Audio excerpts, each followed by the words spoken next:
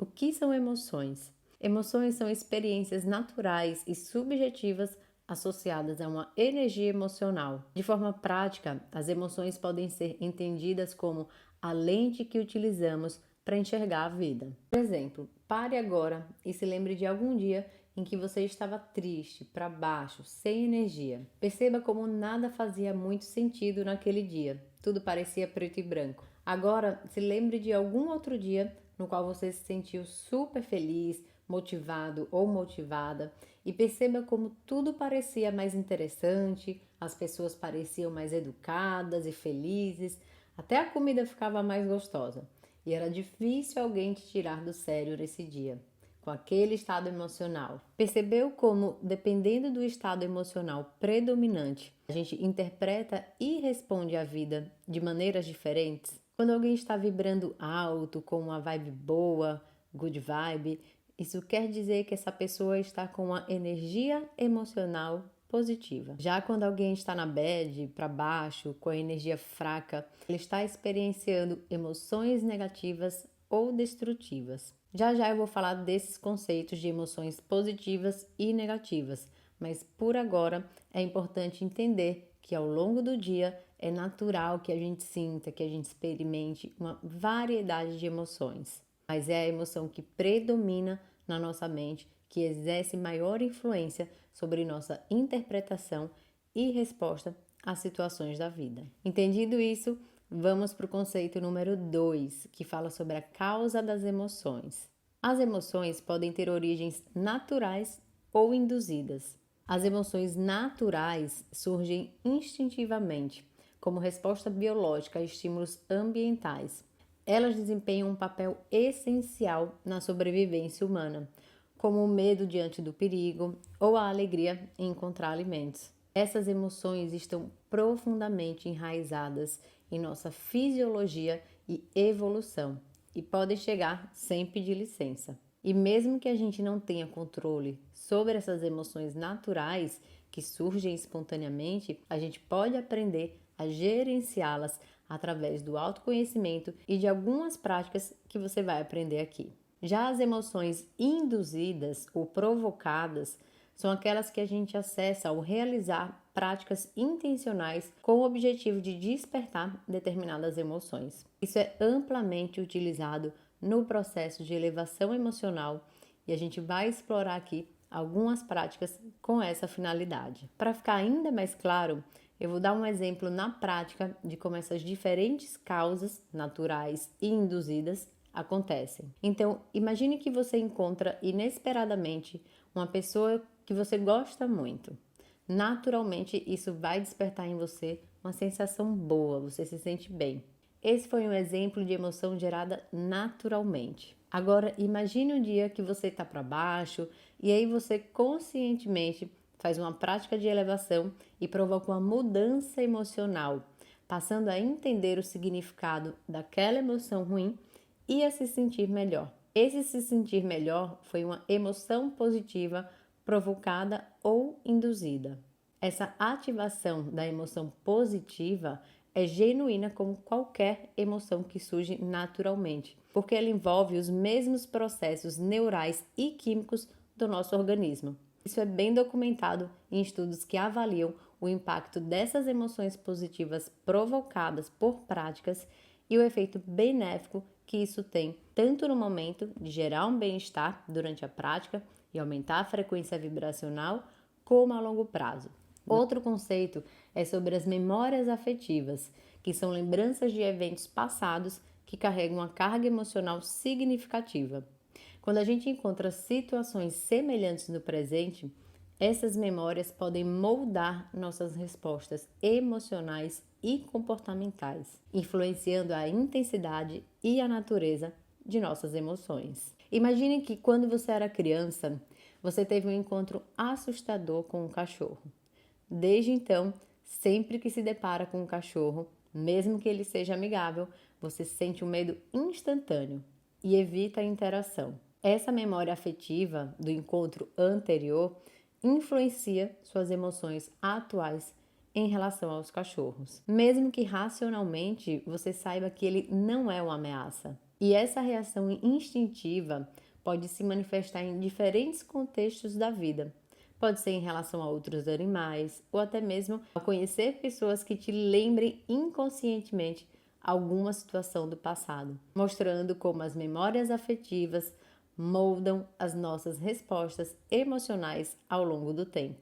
Além disso, a pressão acumulada de algumas emoções mais densas e negativas, como a memória afetiva de uma situação traumática ou vergonhosa, pode deixar a gente infeliz e ser a base de muitos de nossos problemas. Então, compreender e processar essas emoções é essencial para a elevação emocional, já que permite liberar bloqueios emocionais e transformar padrões negativos. Quando essas emoções são processadas adequadamente, isso reduz a influência dessas memórias negativas nas nossas vidas diárias. E isso, por sua vez, contribui para uma vida mais equilibrada e saudável, tanto emocional como fisicamente. Outro conceito importante é sobre a relação entre pensamento e emoção. Pensamentos e emoções interagem em uma via de mão dupla.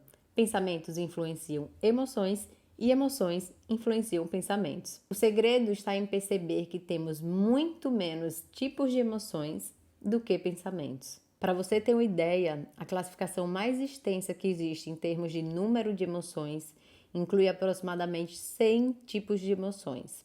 Em contrapartida, a gente tem milhares e milhares de pensamentos em apenas um dia. Isso significa que uma única emoção pode estar associada a um grande número de pensamentos. Por exemplo, uma emoção como a tristeza pode gerar uma série de pensamentos negativos sobre si mesmo, sobre o mundo e sobre outras pessoas. Quando a gente altera o nosso estado emocional, isso naturalmente vai gerar uma melhora intensa na qualidade dos nossos pensamentos. Muitas pessoas passam anos tentando escapar de uma emoção negativa através do controle dos pensamentos, mas essa abordagem raramente funciona se o estado emocional que está associado a esses pensamentos não for melhorado. Em um dos livros do Dr. David Hawkins, que foi um renomado psiquiatra que aprofundou seus estudos e práticas no campo emocional, ele traz um exemplo interessante. Imagine uma lembrança dolorosa desde o início da vida, um pesar profundo que foi guardado por anos. Todos os pensamentos ligados a esse evento único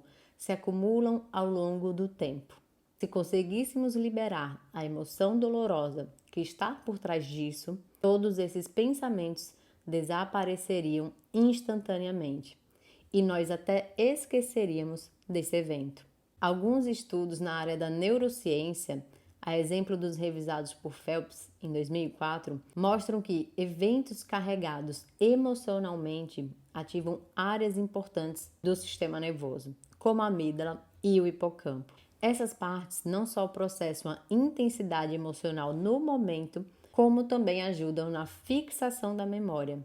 Isso significa que lembramos melhor de eventos que nos provocam emoções intensas comparado a experiências ou eventos neutros. Para você entender e de uma forma simples falando, é como se as emoções fossem as colas que prendem os acontecimentos e as experiências em forma de memórias. Quanto mais intensa a emoção, mais forte vai ser a fixação desse fato na sua memória. Quer ver um exemplo disso? Se você tem 30 ou mais, 35 anos, é provável que você se lembre vividamente do acidente do Ayrton Senna. Onde você estava, o que você sentiu naquele momento, o que fez após a transmissão do acidente, se você chorou, se não chorou. Eu mesma me lembro claramente. Eu estava na casa da minha avó e chorei muito.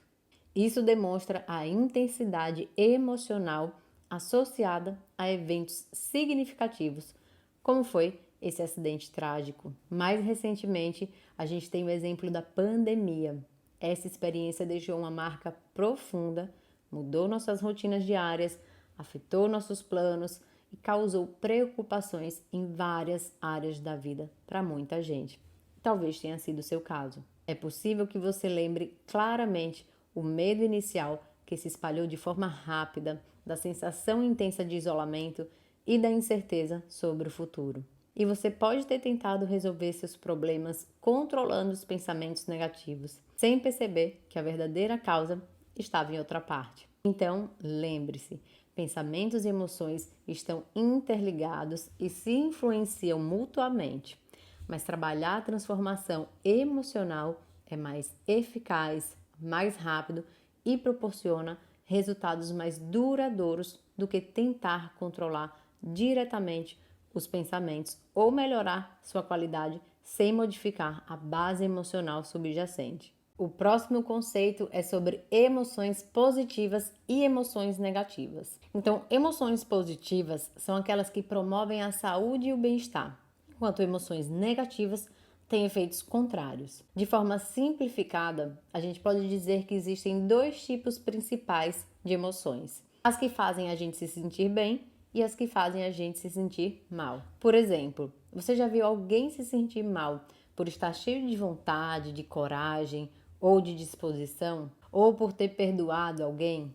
Por outro lado, você já viu alguém se sentir bem por estar com muito medo, por estar angustiado? Isso não acontece. Mas essa distinção entre emoções positivas e negativas não se baseia só em como a gente se sente, mas também nos efeitos fisiológicos que elas têm no nosso corpo, principalmente a longo prazo. Dr. David Hawkins, o psiquiatra que eu falei aqui anteriormente, ele desenvolveu uma escala que exemplifica esse conceito, a escala de Hawkins. Ele identificou que essas emoções possuem diferentes níveis de energia vibracional, impactando diretamente na forma como a gente interage com o mundo e na nossa fisiologia. Ele descobriu que emoções positivas, como amor, disposição, aceitação, vibram em frequências mais altas e ampliam nossa visão de mundo, proporcionando uma perspectiva mais positiva da vida. Essas emoções também beneficiam o corpo ao aumentar a liberação de endorfinas, que são analgésicos naturais que aliviam a nossa dor física e emocional, de serotonina e também por fortalecer a nossa imunidade, entre outras alterações em prol da vida.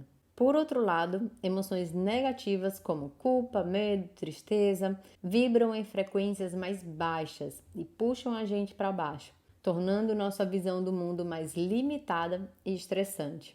Fisiologicamente falando, essas emoções estão associadas ao aumento da adrenalina, que é liberada em situações de estresse, resultando em exaustão física e mental, redução da imunidade e queda da serotonina. Ele observou também que em pessoas com predominância de emoções negativas, o mecanismo cerebral era mais lento no córtex pré-frontal, o que resultava em um maior comportamento impulsivo. O que eu quero que vocês entendam é que as emoções negativas, apesar dos seus efeitos prejudiciais no corpo, quando mantidas por muito tempo, podem ser transformadas em emoções positivas. Além disso, elas podem ter um significado que trazem para a nossa vida experiências construtivas.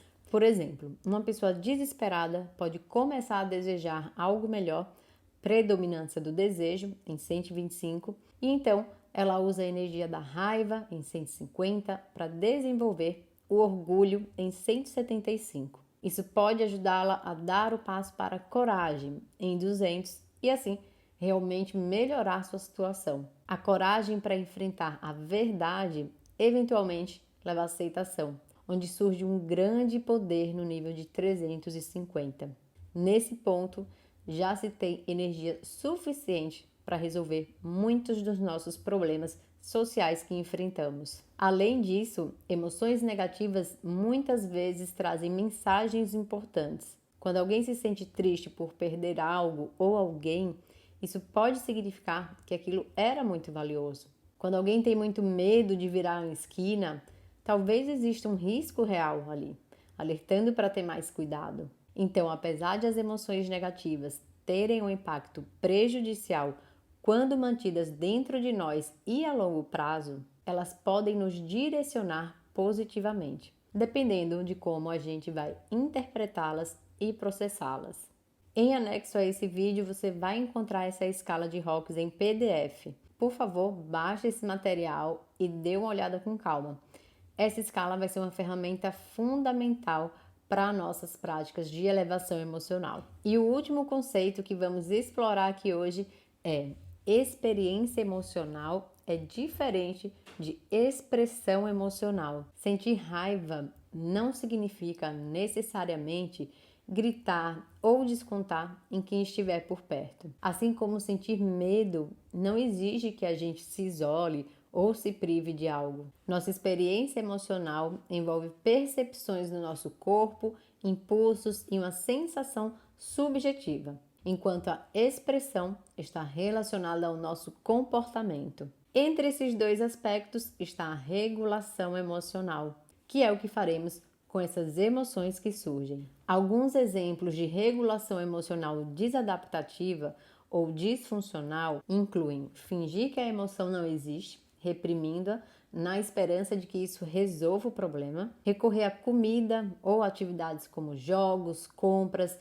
para lidar com o desconforto emocional, explodir ou agir impulsivamente, achando que está aliviando a emoção, como a raiva, por exemplo. Por outro lado, a regulação emocional adaptativa envolve lidar com as emoções de maneira a aprender com elas, sem permitir que elas nos dominem ou definam quem somos. À medida que desenvolvemos autoconhecimento e entendemos melhor nossos sentimentos, a gente consegue transformar essas respostas em formas mais adaptativas de regulação emocional.